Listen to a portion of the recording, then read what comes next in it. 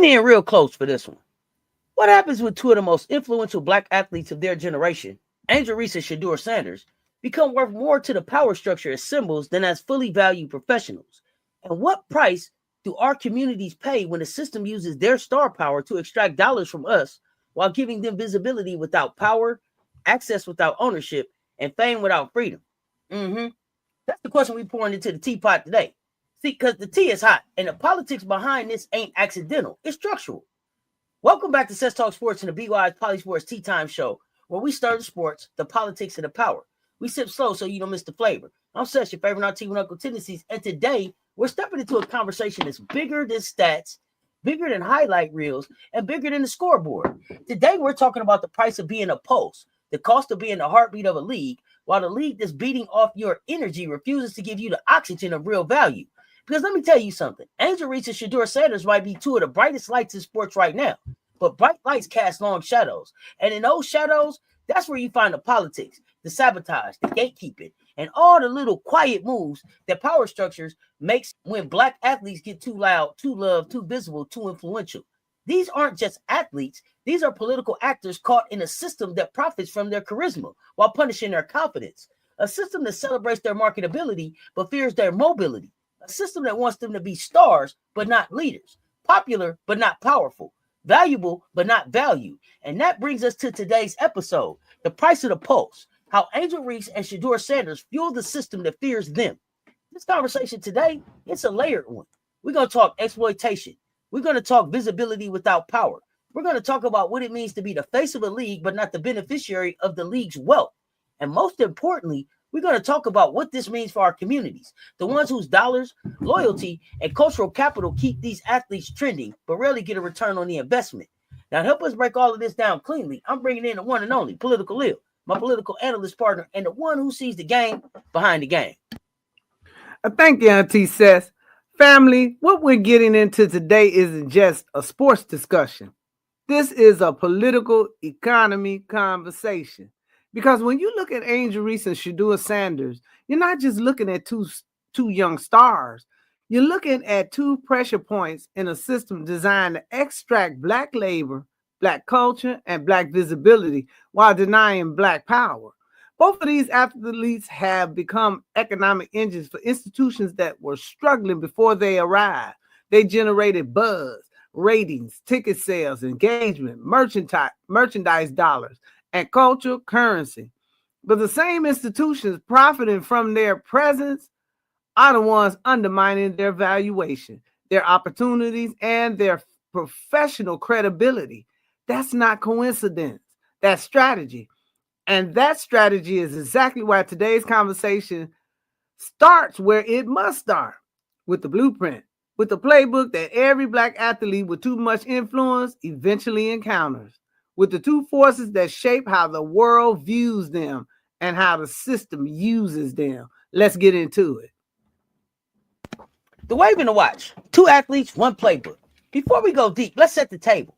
When we talk about Angel Reese and Shedeur Sanders, we can't just talk about talent. We have to talk about a phenomenon. These two don't just play a sport, they move culture. They create what I call the wave. The wave is real. It's bad culture, viral magnetism, and that cultural electricity that follows black athletes who connect with the people in ways institutions could never manufacture. The wave is when one player makes the whole timeline shift, when the arena feels different the second they step on the floor of the field. When ratings jump just because their name is on the screen. Angel and Shedeur don't just bring fans, they bring community. They bring story. They bring an energy the system can't purchase and can't control. But where there's a wave, there's also the watch. And the watch stays locked on them. The watch is that hyper-surveillance black athletes face the moment their excellence can't be denied. It's the nitpicking, the policing, the coded critiques, the hit pieces dressed up as analysis. It's when every smile gets labeled arrogant. Every mistake turns into attitude. Every display of confidence becomes lack of discipline. For black athletes, the watch is the tax on being magnetic. The system needs the charisma, but it fears the impact. Angel Reese and Shedeur Sanders are sitting right at the intersection of the wave and the watch. Loved by the people, managed by the institutions. They elevate their leagues, but their leagues won't elevate them. They sell tickets, spike metrics, shift culture, lead conversation, and still the system moves like they need to be put in their place. Like visibility is acceptable. But power Oh, that's crossing the line. Which drops us right into the question at the heart of today's episode. If these athletes are so loved by the public, why does the system treat them like threats? The answer? Because Angel and Shedeur aren't just athletes. They're political actors, whether they ask for it or not. Their visibility exposes cracks in the hierarchy. And whenever Black excellence rises too high, too fast, the institutions built on control respond with backlash, dressed up and rebranded as standards. Auntie says you laid that out perfectly. And let's be clear, the institutions aren't reacting to their talent, they're reacting to their influence. Angel Reese represents a cultural shift in women's basketball where Black womanhood, unfiltered and unbothered, is the face of the sport. Shedeur represents a new era where an HBCU-bred quarterback, unapologetically confident and backed by Black fan power, becomes a centerpiece of college football and a threat to the traditional gatekeeping in the NFL pipeline. That's political. Their presence alone disrupts the established order. And here's the truth the leagues would never dare say out loud. Black excellence produced white institutional backlash. Always have. When Black athletes generate too much attention, too much profit, too much community loyalty, too much cultural leverage, the system shifts into labor control mode. Awards get withheld, opportunities get delayed, narratives get twisted, policies get weaponized. And all of this is designed not to stop their talent, but to contain their power. And that's why today's conversation matters, because what's happening to Angel and Shedeur isn't personal, it's structural. It's the same playbook, the same strategy, the same institutional response to Black influence the sports world has used for generations. And if we're going to understand the sabotage, the extraction, and the strategic undervaluation these athletes face, we got to look at how the system turns admiration into control and fandom into profit that never makes its way back home. Which brings us to our next segment, where we break down the economics, the exploitation, and the engineered obstacles behind the spotlight. Let's get into segment 2, the politics of labor extraction, how the system profits off their influence. Let's talk labor. Not sweat, not reps, not practice. The political economy of Black labor in white-controlled sports industries. Angel Reese, Shedeur Sanders, 2 walking case studies in extraction economics. The system wants your shine, but not your power. Your swag, but not your work. Your influence, but not your equity. Let's start with Angel. She hit the dub and the whole ecosystem flipped. Jerseys exploded, ratings skyrocketed, corporate money woke up. WNBA profitability, oh, that's real now. Chicago Sky using her face to move tickets, but running smear campaigns to shrink her valuation. They want her on posters because her face card don't get declined, but not on the all-W teams. They want her impact, not her credit. That's not mismanagement, that's extraction. Now, Shedeur, Colorado changed culture overnight. Broadcast schedules built around him, TV traffic fed off him, hotels sold out behind him. ESPN built an economy around him. And the NFL, they still using him for hype, even when the team drowning. They keep the narrative. They keep the buzz. They keep the monetization. But when it's time to invest, suddenly the energy shifts. Because here's the politics, raw and unfiltered. Institutions love Black production. They fear Black power.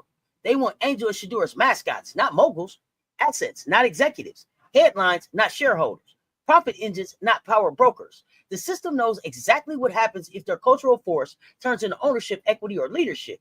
It shifts the hierarchy. It shifts the economy. It shifts the power. And that is what they fear.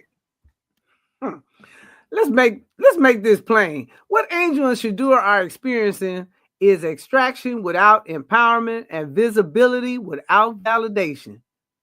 The system needs their culture capital to revive stagnant brands. In Angel's case, the WNBA is building an entire renaissance off her image, but refusing to acknowledge her performance. The Sky sells out because of her.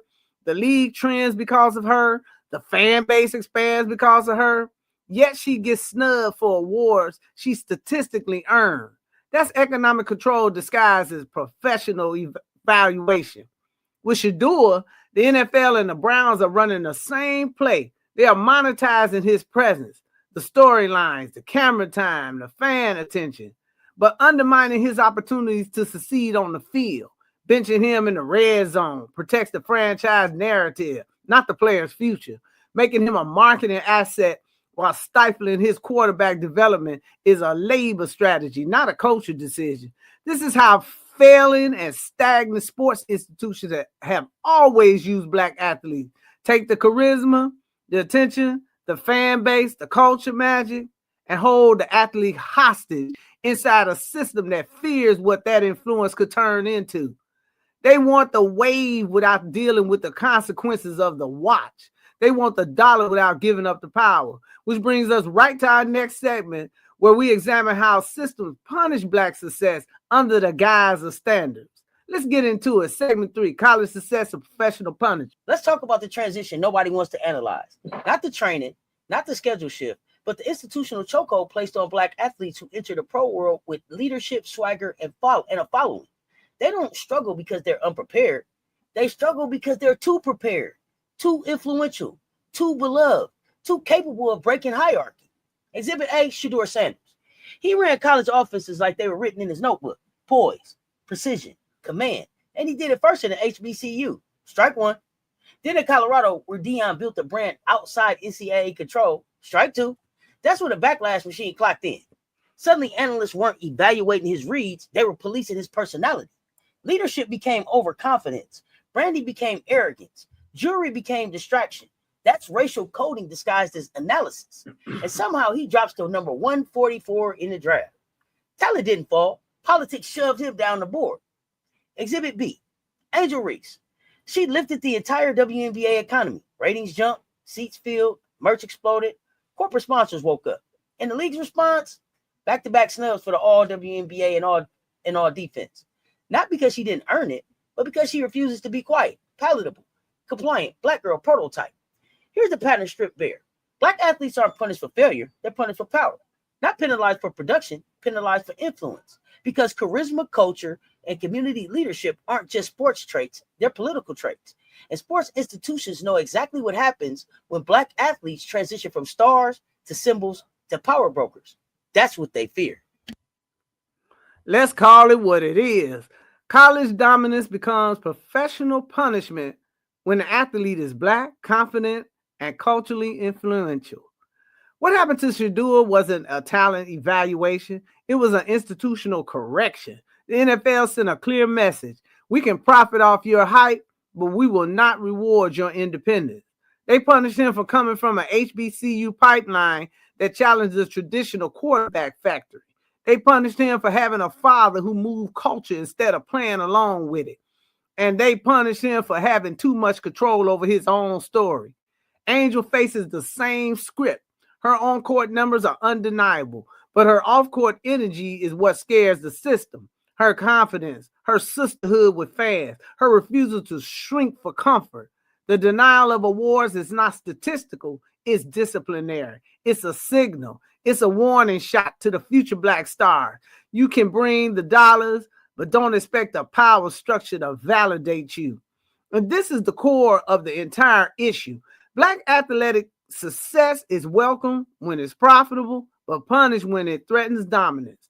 These institutions are comfortable benefiting from black excellence, but deeply uncomfortable recognizing it in ways that elevates black autonomy, which brings us naturally into our next chapter. If they're being punished professionally on purpose, then what exactly is the system trying to do? Protect? Up next, segment 5, the sabotage playbook. The institutional moves we need to name. Let's stop pretending this is chaos. It's choreography. A sabotage script so old it should come with footnotes.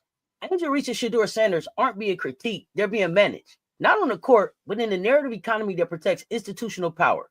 Step 1 of the playbook, downplay talent, overplay attitude. Angel dominates, too emotional. Shedeur executes under pressure, too flashy. Performance gets minimized. Personality gets weaponized. That's not analysis, that's character framing. Step 2, visibility doesn't equal power. Cameras, yeah. Highlights, yeah. Height, yeah. But leadership influence, no. Decision-making power, no. Visibility becomes a decoy. Attention without advancement. They love your face on the banner. They do not want your signature on the contract. Step 3, monetize the fan base. Neutralize the leverage. The system profits off your supporters, but never let those supporters become bargaining power. Your visibility is currency for them, not leverage for you. That's containment. That's control. and nothing about it is accidental.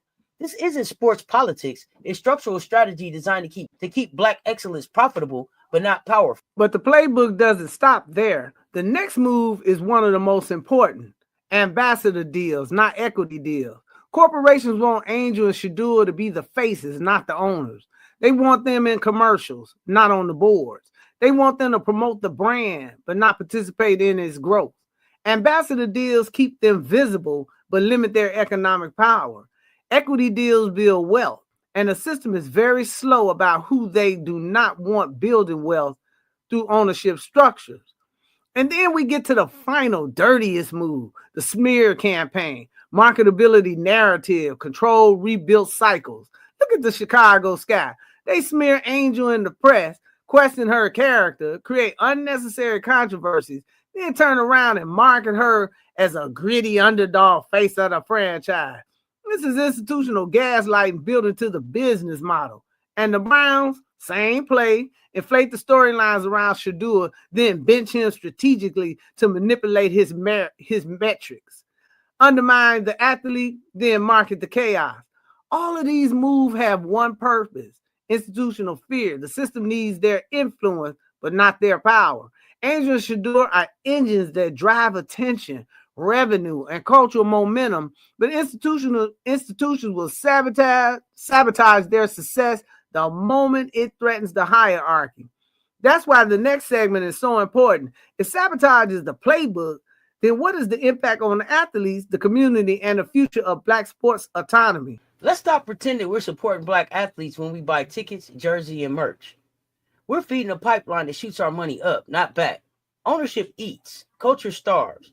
Black fans are the most loyal, the most energized, the most influential base in sports, and institutions know it. They flex us for revenue, then ghost us when it's time to share power. And here comes the part nobody wants to say. NIL isn't liberation. It's a minimum wage for cultural impact. They hand these athletes ambassador crumbs and call it equality. They don't hand out equity. They don't hand out ownership. They don't hand out profit sharing. They let Angel sell millions. They won't let Angel own millions. They'll let Shedeur revive a franchise. They won't let Shedeur profit from what he built. The system isn't scared of Black brand visibility. It's terrified of Black capital. No Black followers, not Black followers, Black leverage. Not Black highlights, Black ownership. NIL became the distraction. The real battle is equity, and they know exactly why they're keeping us away from it. What we're looking at is a political economy where Black excitement is monetized, Black culture is mined, and Black fandom is weaponized, not against the system, but for the system's gain. Angel Reese fills arenas that were once empty. Shedeur Sanders transforms broadcast numbers overnight. And yet the financial structure is built so their impact enriches the owners long before it empowers the athlete. This isn't an accident. It's an economic model. NIL deals without equity, sponsorship without ownership path, revenue spikes without revenue sharing. It's the same sharecropping logic dressed up in 2025 digital branding. Leverage the labor, limit the freedom, cap the wealth. The message is consistent. Give us your influence, your charisma, your cultural capital, but don't ask for a percentage. And that's why we have to name this for what it is: a system that needs Black athletes at the front of the camera, but refuses to let them at the head of the table, which takes us directly into the next segment, because once the money is extracted, once the fan base is activated, once the institution gets what it wants, the backlash begins, the sabotage, the policing, the punishment. Let's make this plain. Angel Reese can become a global icon and still walk away with zero equity in the league she revived. Shedeur Sanders can turn the franchise into a media gold mine and still walk away with no ownership leverage in the valuation he helped inflate. That shine lights up the culture, but it don't light up the block. Their brilliance becomes a spectacle, not a seed. Because here's the devastation nobody calculates. No equity means no infrastructure. No power means no institutions. No stakes means no legacy. No youth training centers built in their neighborhoods. No Black-owned facilities raising the next generation. No community investment funds. No sports academies. No pipeline for the kids who come after them. Not because they don't care. They care deeply. But passion without capital is charity. Influence without investment is fragile. The system will use them for ratings, merch, hype, culture, but block them from translating influence into ownership. That's extraction. We get the symbolism, they get the revenue. We shout, that's ours. But the community don't get a training center, a scholarship program, a business incubator, or generational wealth. Symbolism feels good. Equity changes zip codes. And right now, they're giving us representation without redistribution. This is what I call economic trauma. The repeated cycle of watching Black excellence generate billions for institutions while producing pennies of long-term power for Black community. The trauma is structural. We are conditioned to celebrate the superstar while quietly accepting that their success will not translate into collective uplift. Not because they failed, but because the system ensures that their success is isolated, individualized, and contained. The costs are enormous. No community reinvestment, no Black-controlled sports ecosystem, no venture capital pipelines to support Black founders, no political advocacy tied to economic independence. When Angel Reese and Shedeur Sanders remain powerful faces, but not powerful forces, the institution wins twice. First, by monetizing them, and second, by preventing them from building anything that could challenge the system. And that's why this conversation matters, because this isn't just about two athletes. It's about a pattern that stretches from college sports to professional leagues to corporate America. When our stars don't get ownership, our communities lose power. And that takes us right into the next segment. Who benefits from this design, and why the institutions fear true Black economic autonomy?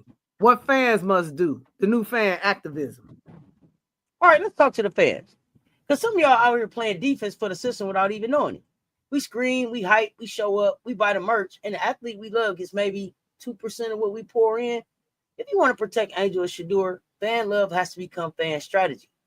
Intentional fandom, power fandom, liberation fandom. Step one, put your money where they benefit, not the franchise. Support Angel's personal merch. Support Shedeur's brand deals. Invest in their side ventures, not the team branded gear that lines the pockets of ownership groups who don't even like the culture they profit from.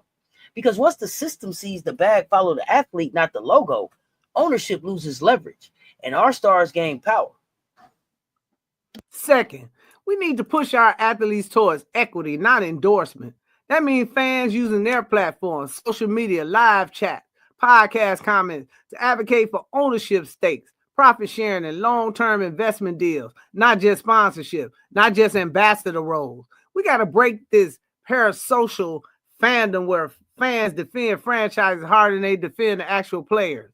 That's how leverage dies, when fans align with institutions over individuals. Third, call out the sabotage loudly. When a team benches Shedeur in the red zone, say something. When the franchise smears Angel Reese but sells out arenas off her name, drag that contradiction into the light. Public pressure is a currency. Fans underestimate the power of collective narrative, but teams don't. They read the comments, they monitor the hashtag, and they can feel the heat. Now here's the mission, the real mission. We have to push our athletes to build community investment on, not photo ops, not charity, infrastructure, recreation centers, tech incubators, sports academies, NIL-backed community funds, legacy institutions, not Instagram moments. Because if we're going to fuel the wave, we better control where the watch lands. Fan activism has to evolve into economic activism. When our dollars move with intention, not impulse, the system can't extract without consequences, and our communities finally get the W. Now, what athletes must do next? That's our next segment, the path to actual power. Listen, there's a chapter in this story only the athletes can write. Angel, Shedeur, the next wave. They don't need applause. They need strategy. The system will never hand them power. They've got to build it. Step one, collective action. Athlete-run PACs, voting blocks, unified bargaining. Stop playing by their rules. Start rewriting them. Step two, NIL doesn't equal freedom. Dependency ain't liberation. NIL needs to evolve to NIO, name, image, ownership. That means equity talks, not photo shoots, shares, not hashtags, profit participation, not crumbs. Ownership isn't the dream. Ownership is the new non-negotiable. And then comes media, because whoever tells the story controls the power. When athletes rely on league-run media or corporate sports networks, their narratives are never safe. The smear campaign against Angel, the coded language against Shedeur, all rooted in media dependency. Athletes need their own platforms, their own production teams, their own communication infrastructure, not Instagram pages, media outlets, because if you can go viral, you can go independent. And finally, the community pipeline. True power is measured not by contracts, but by impact. When athletes create pipelines that lead from their fame into community investment, rec centers, health facilities, tech hubs, school partnerships, they move from profitable to powerful. And that is what the system fears most. Because once Black athletes stop being merely marketable and start becoming institutional forces, the entire economics of sports shifts. The question isn't what happens when they win championships. It's what happens when Black athletes stop being profitable and start being powerful. Let's finish the pour clean, because the part folks refuse to face is this. Angel Reese and Shedeur Sanders revive entire leagues, sell out arenas, turn ratings into cash, pull sponsors like gravity, and still don't control their own labor value. They are the engine, but the system holds the keys. They generate millions, yet get no equity, no ownership, no power. That's not inconvenient, that's exploitation.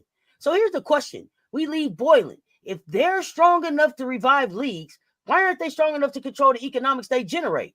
And what's our role as fans to stop letting our excitement become fuel for our own economic extraction?